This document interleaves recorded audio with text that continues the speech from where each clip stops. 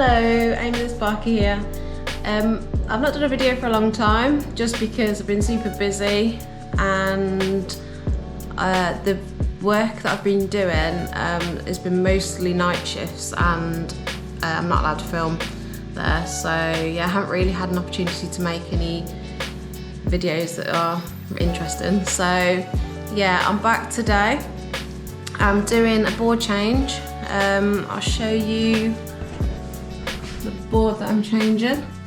It's at quite a nice height. You can see it's in a cupboard, like a storage cupboard in a hallway. So it's quite a nice height, it's sort of right in front of me. I'm gonna try and tidy this up a little bit. It's actually really tidy, isn't it? It's a tidy install already. This is just a supply for a house alarm. It's a Crabtree board, dual RCD. I think there's 12 circuits in there. All shrunk down quite nicely, to be fair. There's an Armoured in there, I think, coming all the way from the garage. So yeah, I'll show you that in a sec, and I'll go and show you the board that I'm fitting today, because I've actually not fit one of these before, so I'll show you. I've been very lucky to receive one of these boards from Schneider Electric. It's the EASY9 compact. So I'm just opening it up now. It is actually quite a lot smaller. I don't know what the other Schneider board was called, but I actually worked on one last week, the one with the huge magnetic lid. So I think, yeah, the biggest difference with the new compact board is it is actually compact. It's a lot smaller, and this is the 16 way, so it's the biggest one that they do. And with that, my dresser. All RCBOs. Main switch, SPD kit is in here as well, so I'm going to fit that. So it comes, when you buy the SPD kit with Schneider, it comes with the MCB, so it can be isolated, and then the cable that comes with it is obviously at the right rating, because MCB down rates the voltage. And all of Schneider's RCBOs have been Type A as standard for like 3-4 years. So yeah, so it's all up to current regs.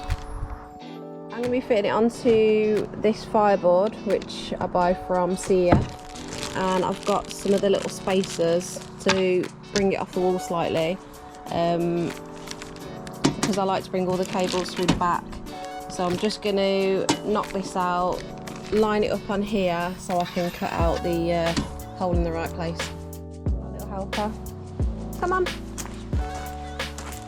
Good boy. If you follow me on Instagram, you'll know that this is my dog, Champ the Chihuahua. I know this customer very well, so yeah, it's a bring your dog to work day. So I've knocked 2 knockouts out, so they're going to line up with where the cables come down. And I've just put some of this seal round. It's from Amazon. It's like car seal or something. Loads of people on Instagram use it. That's where I got the idea. So the new board's all prepped now. I've screwed it onto the fireboard, screws and washers, and the holes in the fireboard line up perfectly with my knockouts. I'm just going to go take the old board off now. And make sure that I can line up the Armoured with that knockout there.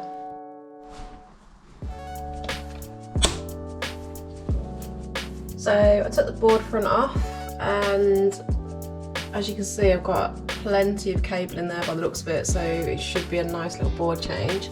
I quickly turned the power back on, and I've just put this clamp around the tails just so I can check. Obviously, it's going to be below 30 milliamps of earth leakage because it's already a dual RCD board and it's not tripping.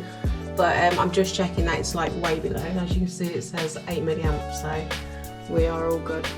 Right, so I've got the new board mounted. It was an absolute pain, to be honest. The gland was so tight, I had to literally break the board apart around it, multi-tool it around the gland. I've got all the board mounted. I've spaced it off the wall with those little spacers I showed you earlier. Brought all my cables through, half in each side. It's gone in quite tidy, to be fair. It's just this doesn't go on now because I've brought the board away from the wall a bit, so probably just, I don't know, get rid of that lid, cut it off. These boards are quite good because you can sort of set it up however you want. So I didn't want to be lifting the board up any higher or moving it because all of this is quite tidy already in the right place, which means I didn't have to change the armoured. Everything's the right length. I can put the main switch can go either side, so it can literally go directly here below where the armoured's coming in already, which saved me a lot of work. Thanks for all your help. High five.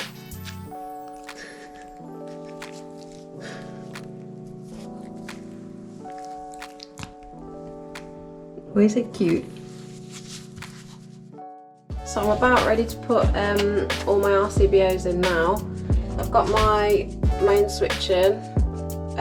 I've put my live and neutral in. These are so stiff, it was really hard to bend them round and get it to look neat. I'm going to put this in at the end because I think that's going to just be in my way all the time. Put it in now.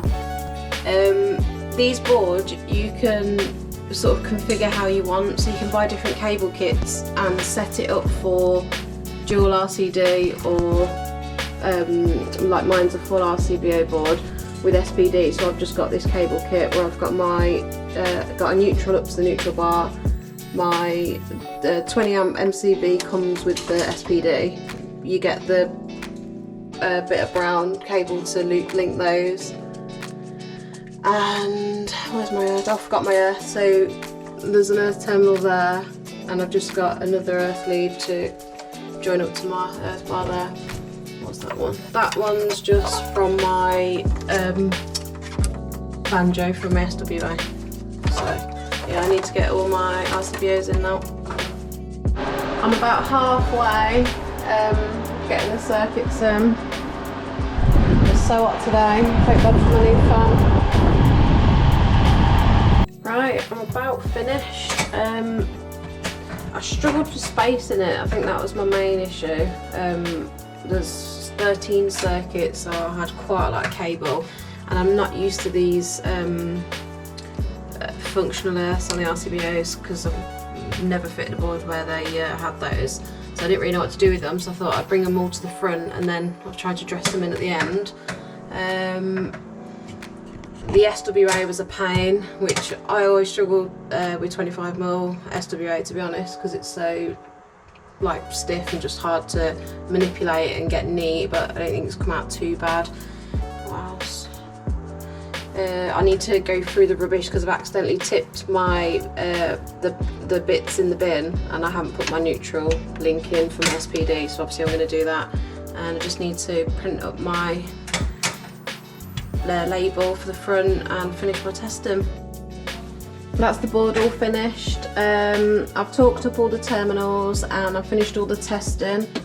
I just printed the label for the circuits, and originally I put it underneath the RCBOs, which is where I normally put it, but then when I shut the lid I realised that you could see half the label and it looked rubbish.